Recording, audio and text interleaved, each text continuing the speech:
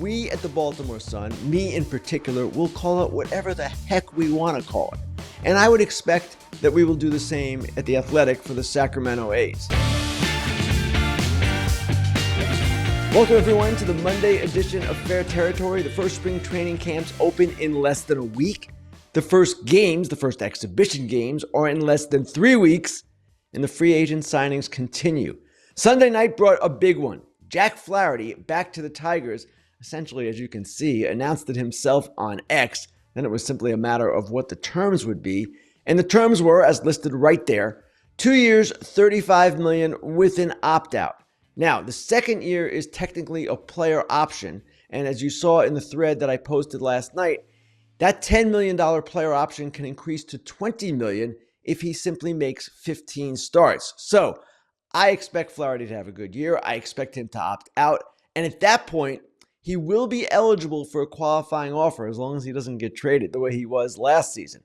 He is yet to receive a qualifying offer, so that could hinder him somewhat next year, the way it's hindering Nick Pivetta right now. But if Flaherty has a second consecutive season, he's going to be just fine. So this is a big move, and a move that we might have anticipated when watching or when participating in the BBWAA awards broadcast on Foul Territory just over about a week ago. And here was what Tarek Skubal, Flaherty's former and now future teammate, said on FT.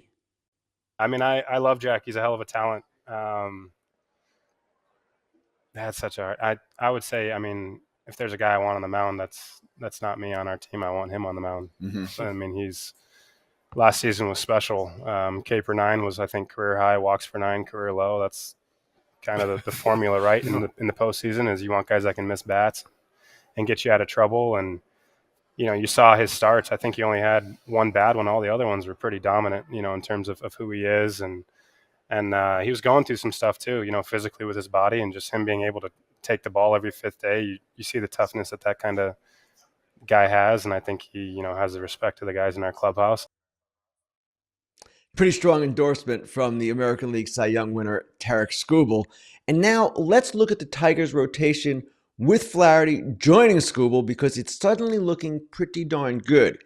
Those two guys are at the top, Skubal, Flaherty. You see Reese Olson, Alex Cobb, and the great prospect Jackson Jobe.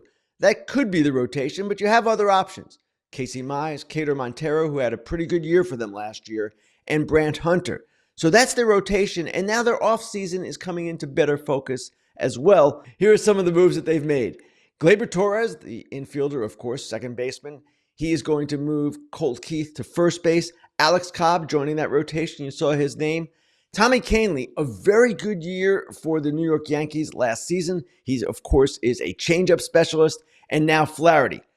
The question now for the Tigers is there one more move left? And is that move Alex Bregman? The Tigers' payroll currently, according to Fangraphs, is estimated to be $142 million. That would be the highest in the AL Central, edging the Minnesota Twins by a little bit, and the highest for the Tigers since 2017. If you sign Bregman for likely $25 million plus a year, that takes it even higher. Can they afford it? Of course they can afford it. Will they do it? I'm not so sure. Now, they are still sitting on Javier Baez's 6-year, $140 million contract. That is not a great contract, obviously. Couple of years remaining. It was done by the previous front office, but it is something that kind of serves as a warning sign for the current front office. And the current front office has been quite vocal about keeping opportunities open for their younger players. They currently have Jace Young slated in at third base. He is a promising guy, good hitter, not necessarily a great defender. But my goodness, if you can get Alex Bregman, you have to do that. I've said that for the Red Sox, I've said it for the Astros, and I'll say it for the Detroit Tigers. Bregman is too good, and he's too good a player and a leader simply to say, we don't need him. We've got Jace Young. No, sorry, it doesn't work like that. So the Tigers suddenly looking impressive in an AL Central that includes an improved Royals team. They've done some things this offseason. And an interesting Guardians club. Now, they've done some things too, subtracted, added, but this division should be pretty competitive, as it was, of course, last season when it produced 3 postseason teams. For more on the deals, check out Tiger Territory. Cody Stavenhagen, my colleague at The Athletic, and Kieran Steckley have a fresh episode out now all about how Flaherty fits with the Tigers. Subscribe to Tiger Territory on YouTube and wherever you get your podcasts. Okay, moving on. There are still a number of teams with a lot to do this offseason. The offseason doesn't last much longer, but yes, there's still a lot of action, and I want to go through 5 teams and their remaining needs. This is not a complete list. Don't start yelling at me. What about this team? These are 5 that I've selected. Now we're going to start with the San Diego Padres. And you might have seen a quote from their fan fest over the weekend. AJ Preller, their general manager, said, "We need to add a bat or two and an arm or two." Now, the Padres have been exceedingly quiet this offseason. Of course, they've got the lawsuit going on between the late owner's widow, Sheil Seidler, and the late owner's brothers, 3 guys that are all vying for control of the club. Now, the Padres have insisted that is not affecting their operations, but actions, or in this case, inaction, speaks louder than words. So what can the Padres do? Well, there are players out there.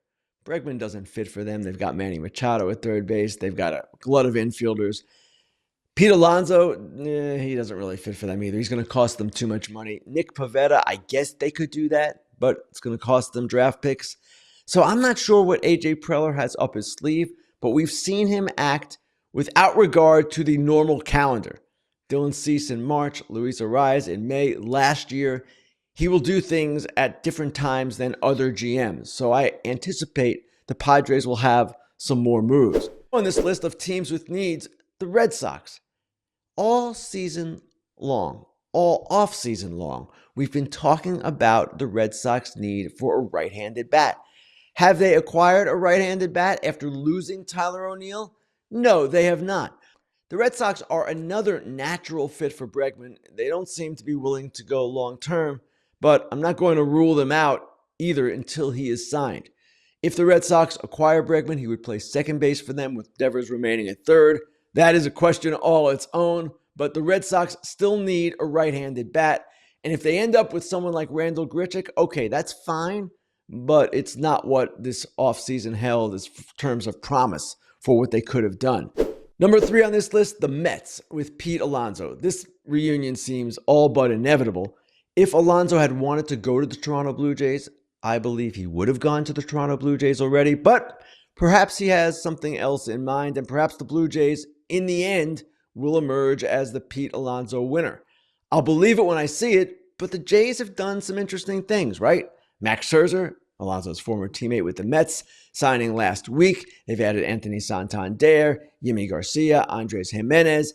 They are looking to be, at least in 2025, a competitive club. Now, beyond that, a lot depends on whether they sign Vladimir Guerrero Jr. to an extension. We will see about that, but I'm not going to rule out the Blue Jays for Alonso just yet. As we all know, it seems a lot more logical for him to end up in New York, back in New York, with a team that still needs one more power bat. Number 2 on my list, the Mariners and first base. The Mariners have 2 hitters, Jorge Polanco and Donovan Solano. I like both players, but they still have a need at first, and they've been linked all offseason to Justin Turner. They could be a team for Pete Alonso, except they are seemingly not willing to pay what it would take. Are they able? I would say that yes, they are able, but they are not willing. So that's a whole thing that you can pretty much rule out. What could they do? Well, my colleague at The Athletic, Jim Bowden, suggested Kobe Mayo from the Orioles, their emerging young first baseman, corner infielder, as a possibility. The Orioles, in my view, still could use a number 1 starter, even though they've kind of filled up their rotation. They've got a number of options. Luis Castillo would fit. I don't know if the Orioles would ever do Kobe Mayo, 6 years of control for Luis Castillo in decline with a couple of years of control, but perhaps you could fashion some kind of deal around that. Again, I'm skeptical, but the Mariners need a young, promising, up-and-coming guy in that order, along with Solano and Polanco, 2 veterans. They need help offensively. They have the entire offseason. And finally, the Yankees. We know what the Yankees need. They need an infielder. Third baseman would enable them to play Jazz at second. A second baseman would enable them to play Jazz at third. And they need a left-handed reliever. A reunion with Tim Hill would make a lot of sense. So those are just 5 teams with needs. And the Yankees are probably going to need to trade Marcus Stroman to accomplish what I just described. But again, the 5 teams with needs, and your team, whoever you might root for, probably has a need or two as well. This is the time of year when teams start to realize maybe they're not as good as they thought they were, and that's why more moves are possible leading into spring training and during spring training. Stay tuned.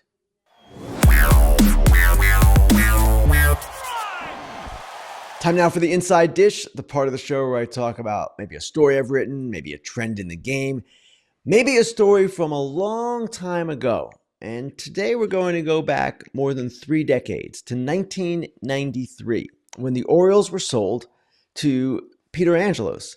And this was a period in their history in which their owner at the time, Eli Jacobs, was in bankruptcy. And the team was auctioned off in bankruptcy court in New York. Eli Jacobs was based in New York, and this was going to be this huge auction, and it turned out to be just that. And in that situation, the Baltimore Sun sent a number of reporters, including myself. I was working for the Sun as a sports columnist at the time, and an interesting scenario developed. Now, the day before the auction, the day before this great hearing in New York, I wrote a column in the Baltimore Sun, and I kind of made fun of the guy who was going to be running the auction, a judge named Cornelius Blackshear. And here is what I wrote to kind of kick off the proceedings. Cornelius Blackshear, he isn't listed in the baseball encyclopedia. His biography does not include his speed from chambers to bench, nor state whether he swings the gavel left or right. For all anyone knows, he thinks Oriole Park is a bird sanctuary. Worse, he probably saw 1 baseball game in his life and now harbors a secret passion for the New York Yankees. Remember, I was writing for the Baltimore paper at the time, so I had a Baltimore bent, a Baltimore angle on this. The next day, we go to court, and we're all there gathered, and there were a number of heavy hitters in these various rooms before the auction began. And I sort of snuck into one of the rooms, and I was listening. I believe it was Bill DeWitt Jr., who went on to own the Cardinals, and the Angelos group, and they were working out terms of a possible partnership. So I snuck into the room, and then at the start of the auction, actually before the start of the auction, the judge, Cornelius Blackshear, summoned me to the bench. I was a little nervous. Now, I'm the son of an attorney. I kind of knew my way around a courtroom, and I kind of knew when a judge calls you up to the bench, it's not a good thing. So the next day in the Baltimore Sun, after the auction, after it all went down, one of our editorial page writers wrote kind of a recap of what had happened. And here is the part that he wrote about the particular scene with me. Judge Blackshear unwittingly caused a fright among the Sun's reporting contingent in the courtroom. No sooner had he taken the bench than he asked whether Ken Rosenthal of the Baltimore Sun was in the courtroom. Well, that is what happened. And at that point, when he called out my name, as I said, I was a little nervous. I thought that maybe I was in trouble. And here is what happened next, because I was in trouble, but not the kind of trouble that I thought. I thought I was going to be in trouble for sneaking into that other room to hear the meeting that was going on. And here's what the editorial page writer in the Sun wrote. Mr. James Keat, I believe was his name. As Mr. Rosenthal tensely acknowledged that he was present, his colleagues braced for trouble. During his delay before the hearing, Mr. Rosenthal had unobtrusively slipped into a meeting between the Angelos and DeWitt groups, that's what I described, and an attorney representing Mr. Jacobs. The journalist feared he had unwittingly broken some sort of judicial rule and was about to be reprimanded or worse. I guess the fear could have been that I might have been held in contempt of court, something along those lines. Now, it didn't turn out that way, but at the time, I was thinking, you know what? I wasn't supposed to be in that meeting. No one knew who I was, I didn't think. I didn't know any of the players at the time. Peter Angelos was not someone who had owned a baseball team yet. Bill DeWitt was well known somewhat in baseball circles, but he didn't know who the heck I was. And I had been sitting in the back of the courtroom. It's not like anybody would have said, hey, who is that guy? There were all these people in there who didn't know each other. So this leads to the conclusion of what our editorial page writer wrote. He said, feigning indignation, Judge Blackshear denied he was a secret Yankees fan, announced he had seen 6 baseball games, bats right-handed, and takes 9.83 seconds to get from his chambers to the bench. In his sports column the previous day, Mr. Rosenthal had facetiously made some slighting references to the judge in complaining that someone unknown to the baseball world would decide the Orioles' fate.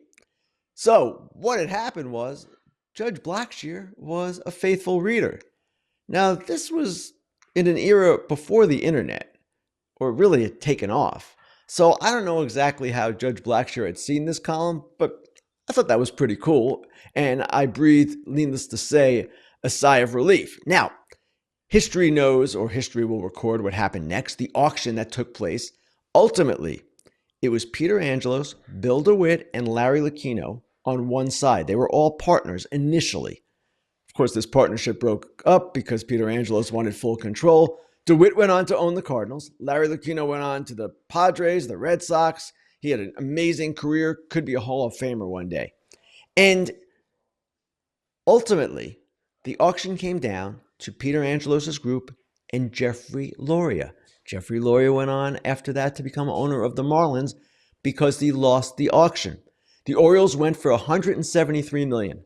At the time, it was a record price for a sports franchise. And the next day, after the auction, I wrote in the Sun perhaps one of the dumber columns I've ever written. And I know out there you might think I've written a lot of dumb ones. And yeah, I've written some dumb ones from time to time. But this one, it's got to rank in the bottom 5. What I wrote was that, okay, the team went for $173 million. And now how is Peter Angelos going to have enough money left to raise payroll, to run the team as he properly should? Well, payroll was never the issue in these early years for Peter Angelos, so I was completely wrong. And not only that, the Angelos family, 30 plus years later, turned that $173 million investment into a $1.73 billion sale, 10 times the amount of the initial purchase. It worked out pretty well for Peter Angelos, who now, of course, has passed away. And it worked out well, actually, for everyone involved. Loria goes on to the Marlins. Lucchino goes on to his great career. DeWitt goes on to the Cardinals. And everyone lived, including me, happily ever after. Time now for Grillin Ken, the part of the show where you guys get to ask me questions. Here we go. First question comes from Nashball, who asks, Ken, is there truth to the rumor that if the Athletics or Rays make the playoffs, that MLB will not allow postseason games in a minor league park? Actually, Nashball, this is not a rumor. It's already been said that there's no guarantee the A's would play their postseason games should they qualify in Sacramento. And while nothing formal has been said about the Tampa Bay Rays, I would expect the same scenario to be in effect. Now, it's possible they could play playoff games at Steinbrenner Field, but it's also possible that maybe they would move them to Miami or some other ballpark. Who knows how it would play out? That's a problem for another day, a problem that might never arise if neither of these teams makes the playoffs. But at the same time, it's an issue. You've got two teams playing in minor league parks this year, and if either or both make the postseason, you're going to have, as a league, some decisions to make. Okay, the next question comes from Benjamin Berger, who asks, why did no one try to outbid the Rays for a great defensive infielder, of course referring to Ha-Seong Kim? Interesting question, and yeah, I would say that I expected Kim maybe to go back to the Padres or maybe somewhere else. He gets 2 years, $29 million with an opt-out from the Rays. He is a really good player. The problem with Kim, this year at least, is he's coming off shoulder surgery. Won't be available until at least May, and no one knows for sure what he's going to be. So I would expect that is why the market was depressed for him. The Padres not really being a factor in terms of free agency this offseason, at least so far, that's another issue because they loved Ha-Seong Kim in San Diego, and rightly so. He did really well for them. And it just seemed to me that the surgery and the uncertainty is what affected him. Once Willy Adames went to San Francisco, another logical place, that kind of changed everything for Kim. The Giants were the one team this offseason that really needed a shortstop. Okay, the final question comes from the control room. Do you have a reaction to John Shea's San Francisco Chronicle article explaining the paper's decision to call them the Sacramento A's? Will the Athletic entertain doing the same?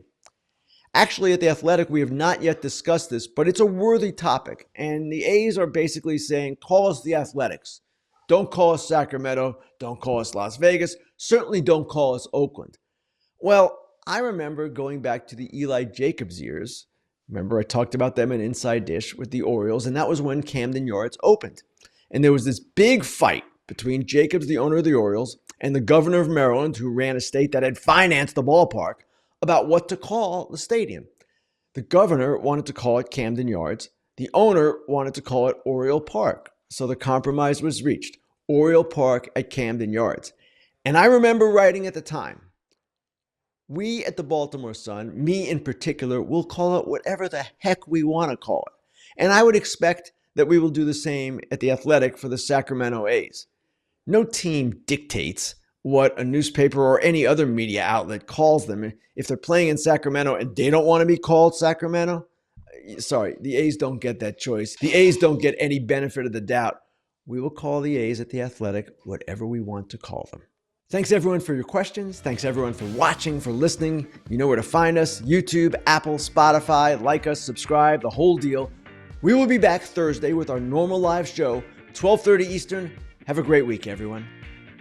BetMGM first bet $1,500 offer when you use the bonus code FOUL. Get this offer when you download the BetMGM Sportsbook app or at BetMGM.com. Sign up, enter that bonus code FOUL, and deposit at least $10 into your new account. Place your first wager, receive up to $1,500 back in bonus bets if the bet loses. If it does lose, your bonus bets will be available once your initial wager is settled. A gambling problem or concern? There's help. Call 1-800-GAMBLER. Hey everybody, be sure to like and subscribe for more content. Fair Territory airs each week. We'd love for you to become part of our community. Here's another video you might enjoy. See you next time.